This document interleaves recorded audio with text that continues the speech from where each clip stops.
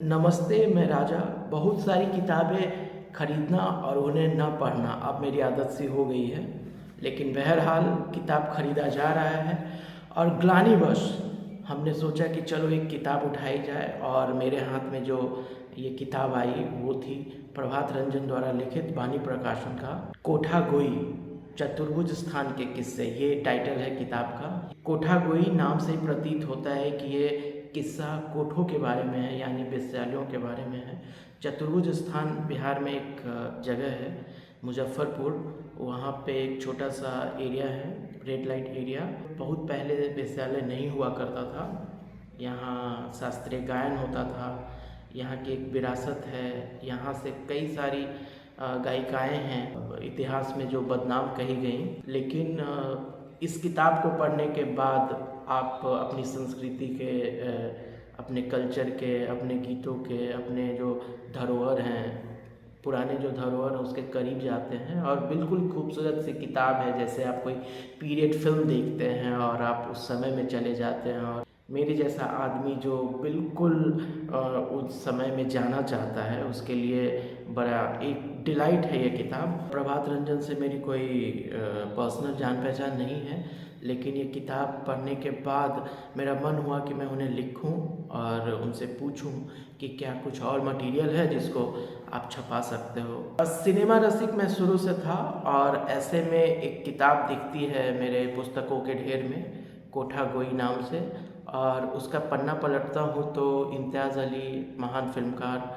उनका एक रिकमेंडेशन छपा हुआ है। वो किताब के बारे में बताते हैं। तो मेरे जैसा हार्डकोर फैन जो उनको देखकर सिनेमा में जाने का विचार रखता है, सिनेमा में करियर बनाने का विचार रखता है, तो ये मैं रेजिस्ट नहीं कर पाया इस आइडिया को कि इसको पढ़ा जाए। और मेरी खुद की पर्सनल लाइकिंग भी है पीरियड कहानियों में।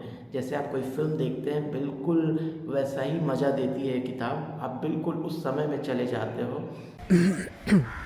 इस अंजुमन में आपको आना है बार बार, दीवारों दर को गौर से पहचान लीजिए, दिल चीज़ क्या है आप मेरी जान लीजिए। गाना तो नहीं आता, लेकिन ये गीत मेरे पसंदीदा कंपोज़र का गीत है, खयाम साहब। दूर से ही बजते हुए मैं बता सकता हूँ कि ये कंपोजिशन खयाम साहब का है। ऐसा बिल्कुल कम ही मौक़ों पे मैं बता पाता हूँ। आर.डी. बर्मन हो, खयाम साहब हो या एम करीम हो, तो मुझे एक हद तक पता चल जाता है कि मुजफ्फर अली एक फिल्मकार है जिनको आमतौर पे लोग उमराव जान के लिए जाने जाते हैं। उन्होंने और सारी फिल्में बनाई हैं, तो उनकी फ़िल्मों का एक section international film festival of Goa, जो कि मैं हर साल अटेंड करता था उन दिनों। तो 14-15 में मुझे याद है कि सेम एक ही ऑडिटोरियम में मुजफ्फर अली साहब बैठे हुए थे, मेरे कुर्सी के कुछ दूर ही। मैं अंधेरे में जब एक अच्छा मोमेंट आता था स्क्रीन पे, फिल्मों का आगमन है, अंजुमन है, उमराव जान है, ये सारी फिल्में मैं देखता था और स्क्रीन पे, और मैं अपने में बड़ा खुश होता था कि देखो मैं फिल्म पे, अभी क्या होता है कि लोग डिजिटल पे फिल्म देखते हैं, लेकिन फिल्म पे देखना बड़ा अच्छा एहसास होता है, और सामने उसके फिल्मकार बैठे हों तो और भी अच्छा महसूस होता है। तो ये किताब बिल्कुल उसी मिजाज का है। इतिहास में दिलचस्पी है तो मुझे बड़ा अच्छा लगा, और इसलिए भी अच्छा लगा क्योंकि इसमें गीत संगीत की बात थी। शास्त्रीय संगीत, शास्त्रीय गीत में भी मेरी रुचि है। बदलते हुए समय में हम एक जो विरासत है, एक जो गौरवपूर्ण इतिहास है हमारा, इतिहास में बहुत अच्छी सारी चीज़ें छूट जाती हैं। तो उस लिहाज से ये किताब बहुत ही जानकारी वाली है, बहुत ही रोचक है और बहुत मनोरंजक भी है। इसको एकदम किस्सों के फॉर्म में लिखा गया है। बिल्कुल आपको उन समय में जब रजवाड़े हुआ करते थे, बड़े बड़े ज़मींदार हुआ करते थे, छोटी रियासतें हुआ करती थी, नवाब हुआ करते थे, बड़े बड़े सेठ हुआ करते थे, और उनका शौक़ था गाना बजाना। उनके लिए कोई आए, परफॉर्म करे, बड़े आर्टिस्ट आएँ और परफॉर्म करें। वो दौर था, तब फिल्में नहीं हुआ करती थी, तो फिल्मों के गीत भी नहीं हुआ करते थे। तो बड़े सारे लोग उन दिनों अपना मन बहलाव ऐसे ही करते थे। उन दिनों जो एक शास्त्रीय गीत की जो समझ होती थी, एक कला की जो समझ होती थी, वो गिने चुने लोगों में ही थी। ये बिल्कुल मेन स्ट्रीम नहीं हुआ था। तो ये उन दौर की कहानी को बयां करती थी। और गायिकाएँ जो बड़े ज़मींदारों बाबुओं के घर जाकर मौके बेमौके अपना प्रोग्राम पेश करती थी, महफ़िलें सजाया करती थी। उन संस्कृतियों से शुरू हुआ ये कहानी। गौहर खान जो एक मशहूर उस्ताद हुआ करते थे, उनके बारे में कहानी, और ऐसे ही ढेर सारे किरदार जिनकी कहानी जानने को आप उत्सुक रहते हैं, और जिन किरदारों के बारे में आपको जानकर लगता है कि हमें इनके बारे में और जानना है। कौन थी ये शख्सियत? उन दिनों जो ज़मींदार होते थे, बड़े लोग होते थे, सेठ होते थे, उनको कला की समझ होती थी और वो बहुत ही चाव से इस चीज़ का इंतज़ार करते थे और बिल्कुल सेलिब्रेट करते थे इस चीज़ को। इस तरह का माहौल था। लेकिन समय के साथ ये जो गायिकाएँ हैं वो मिथक हो गई।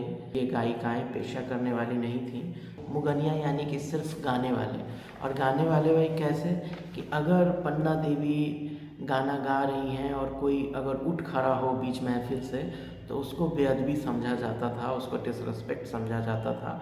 तो ये सलीका था, ये तौर तरीका था उन महफ़िलों में जाने का, उस महफ़िलों में पेश आने का। बाद में ये डिस्टॉर्ट होके इनके बारे में जो धारणाएँ हुई समय के साथ 2-3 दशकों में, ये बिल्कुल बदनाम सा हो गया, क्योंकि इसका स्तर गिरता गया। इसमें फिर सिनेमा आ गया, सिनेमा के गीत आ गए। कुछ लोग जो होशियार थे उन्होंने अपनी आवाज़ों को रिकॉर्ड किया। टाइम था बड़े बड़े डिस्क का जो ग्रामोफोन में बजते थे, तो बहुत सारे आर्टिस्टों ने अपने गीत रिकॉर्ड करवाए और वो काफ़ी मशहूर हुए। लेकिन यहाँ पे ये परंपराएं नहीं पनपी, या यूँ कहें कि लोग उसमें विश्वास नहीं करते थे। ये विरोधाभास हमेशा रहा है कि कुछ लोग अपने समय में टेक्नोलॉजी को तरजीह देते हैं, कुछ नहीं देते हैं। ये किताब एक चिंता भी है अपने धरोहर को समेटने का, सहेजने का, उन्हें याद करने का। एक लाइन है फिल्म संगीत, दूसरा है शास्त्रीय संगीत, तो ये दोनों बराबर एक साथ चलता रहता है। और किताब जैसे ही प्रोग्रेस होता है तो आपको लगता है कि शायद इसमें जो विलेन है समय के साथ वो है फिल्म का भी एक रोल है कि वो एक पॉपुलर मेन स्ट्रीम चीज़ हो जाती है लोगों के पास। फिल्म का गीत और शास्त्रीय संगीत पीछे रह जाता है। बदरंग होती मीनारों में और ढहती हुई दीवारों में किस्से कहानियाँ बच जाती हैं, और इन्हीं बची हुई किस्सों कहानियों का संग्रह है ये किताब, जिसको प्रभात रंजन ने बहुत ही मज़ेदार ढंग से संकलित किया है।